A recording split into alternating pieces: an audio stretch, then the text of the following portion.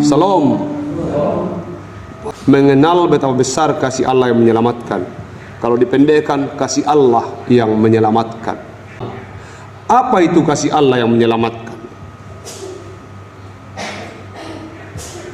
Keluarga itu universitas terhebat untuk menceritakan kasih Allah. Tapi dia bukanlah tempat kita diselamatkan. Tapi bagaimana menikmati keselamatan ada di universitas, yaitu di keluarga.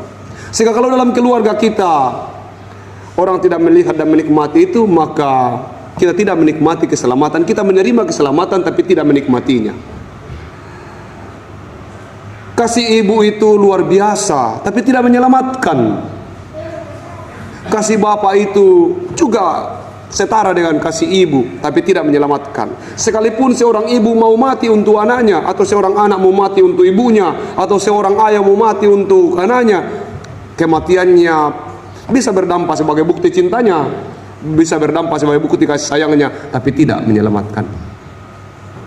Saya ulangi, kasih ibu, siapa yang tidak kagum dengan kasih ibu? Siapa yang tidak kagum dengan kasih ayah? Siapa yang tidak kagum dengan kasih anak terhadap orang tuanya? Bahkan digambarkan bahwa kasih seorang ibu atau kasih seorang ayah atau kasih-kasih yang terbangun secara luar biasa dalam kehidupan manusia itu adalah bagian dari bukti kasih dan kemurahan Tuhan. Tapi sebaik, sehebat apapun ayah atau ibu mengasihi anaknya, dia tidak bisa menyelamatkan. Lalu kasih Allah yang menyelamatkan. Kasih Allah yang menyelamatkan. Bagaimana menceritakan kasih Allah yang menyelamatkan itu? Ada kehidupan orang percaya yang memiliki iman seperti melompat dalam kegelapan. Bagaimana itu? Pokoknya semua diadu dengan Tuhan. Kalau dia sakit, Tuhan harus sembuh. Kalau tidak sembuh, tidak. Hubungan selesai. Itu namanya iman yang melompat dalam kegelapan. Pokoknya hal pribadinya dipertaruhkan, hal kehidupan dunianya diadu dengan Tuhan. Kalau sering sakit-sakit, dipikirnya bahwa wah, Tuhan tidak baik, Tuhan tidak mengasihi saya, Tuhan tidak, dan seterusnya. Kalau ada masalah-masalah dalam hidupnya, selalu diadu dengan Tuhan. Itu namanya melompat dalam kegelapan. Kalau tidak sembuh Tuhan, besok saya pindah Tuhan. Melompat dalam kegelapan itu. Yang kedua, iman yang sifatnya hal sementara saja. Apa itu sementara? Dia kemudian sangat kuat imannya ketika mau ujian. Entah ujian apa, Tuhan. Dan sebelum pra ujian itu, dia akan rajin ke gereja, dia melakukan hal-hal yang baik dan seterusnya, hendak menggambarkan bahwa semoga apa yang saya lakukan beberapa bulan terakhir ini akan membuat saya mendapatkan kesempatan untuk lulus. Saya sudah lulus, selesai kebiasaan yang baik itu, sudah. Atau apalagi kalau tidak lulus, itu sifatnya sementara saja. Iman yang benar adalah, iman yang menyelamatkan adalah iman yang percaya kepada Yesus Kristus saja sebagai Tuhan dan Juru Selamat, titik. Iman yang menyelamatkan adalah percaya kepada Yesus Kristus saja sebagai Tuhan dan Juru Selamat. Lalu apapun yang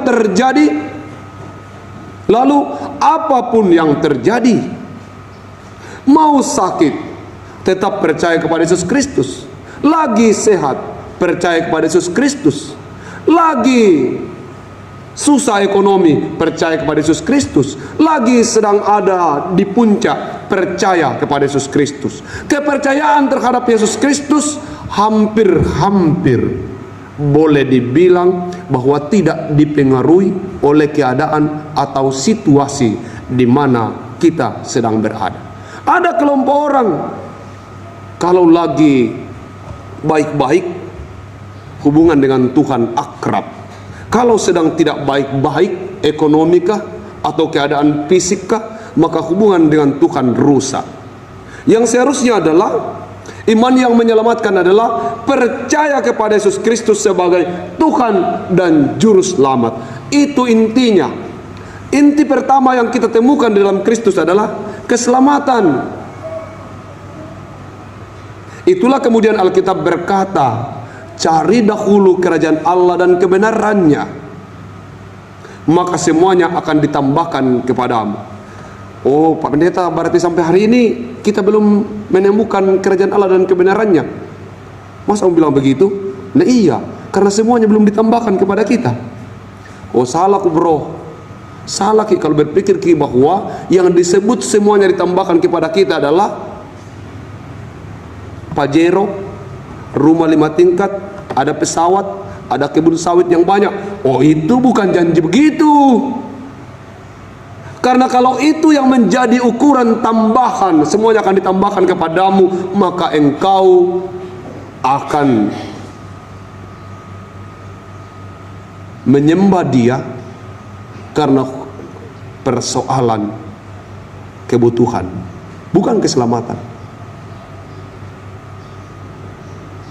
Bagaimana Alkitab itu kemudian menjawab bahwa semuanya ditambahkan kepadamu?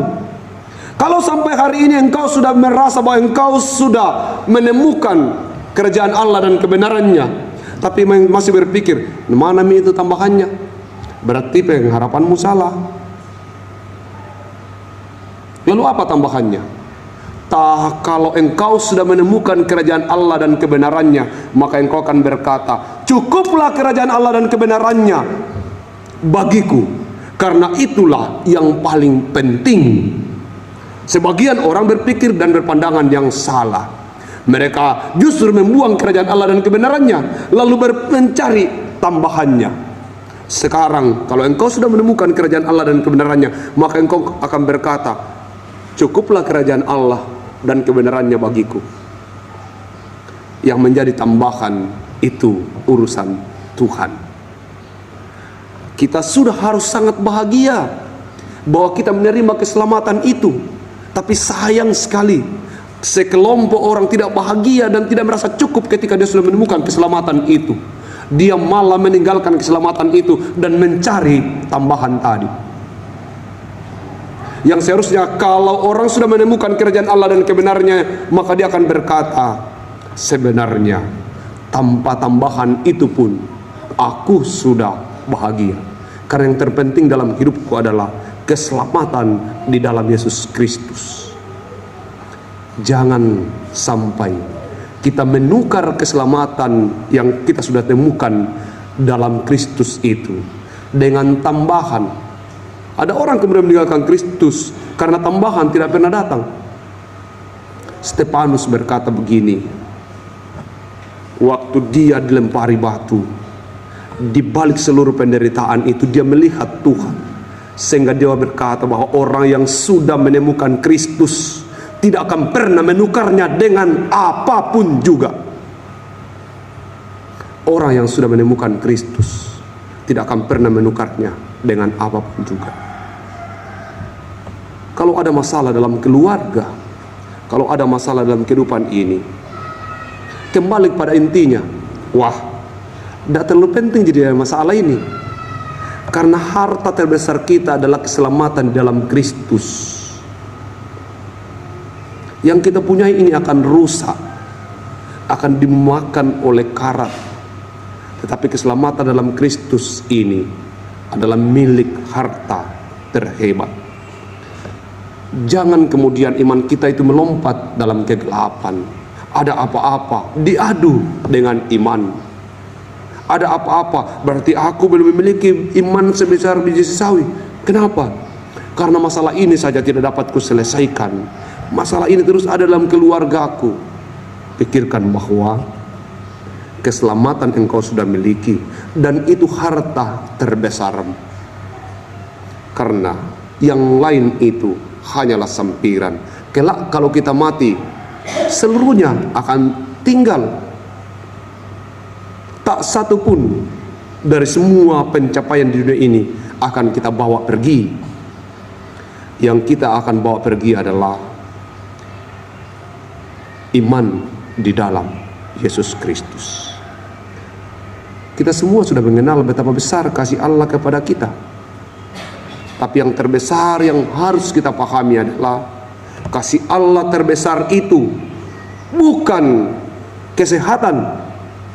Kasih Allah terbesar itu bukan harta benda, pangkat dan kedudukan, jabatan yang kita miliki sekarang.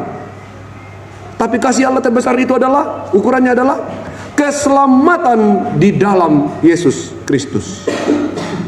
Kembali dan renungkan, ternyata saya ini, walaupun sampai hari ini saya belum punya kebun sawit, tapi kasih Allah melekat dalam diri saya. Walaupun hari ini saya masih tenaga kontrak, tenaga honor, atau pangkat dan kedudukan saya belum apa-apa, tapi yang terbesar yang saya miliki adalah kasih Allah. Saya boleh mati sekarang, boleh mati besok, kasih Allah sudah ada pada diri saya. Yang lain saya akan tinggalkan, dan saya akan menjadi bahagia kelak. Apa yang mau disampaikan sungguh lebih dari semuanya, yaitu aku berdoa supaya dengan segala orang kudus dapat memahami betapa besarnya, betapa lebarnya, betapa panjangnya, betapa tingginya, dan betapa dalamnya kasih Kristus itu, melampaui kasih ibu yang mau mati untukmu, melampaui kasih ayah yang mau berkorban untukmu, melampaui kasih anak yang mengorbankan segala-galanya untukmu. Untuk anakmu yang mengasihimu, engkau berkata, anakku, apapun itu akan kuberikan kepadamu. Untuk istrimu yang mengasihimu, engkau berkata, mati pun aku mau. Untuk ayahmu, ibumu yang mengasihimu, engkau bilang, kalau ada yang ganggu papa atau ibu, aku mau mati untuk itu. Sekarang, saya beritahu kepada kita sekalian, dan tentu juga kepada diri saya, kasih Allah melampaui itu. Kalau kasih Allah melampaui kasih-kasih itu, maka mati pun untuk Tuhan harusnya kita mau. Berkorban untuk Tuhan harusnya kita mau. Melakukan apa saja untuk Tuhan pasti kita kerjakan. Kenapa? Karena kasihnya luar biasa kepada kita. Ini hanya mungkin bisa kita lakukan kalau kita sungguh-sungguh sudah mengenalnya, bahwa kasih terbesar dari Tuhan itu bukanlah tidak sakit, bukanlah harta benda, bukanlah pangkat dan kedudukan, tapi kasih terbesar dari Tuhan itu adalah keselamatan. Saudara dan saya sudah menerimanya, bersyukurlah.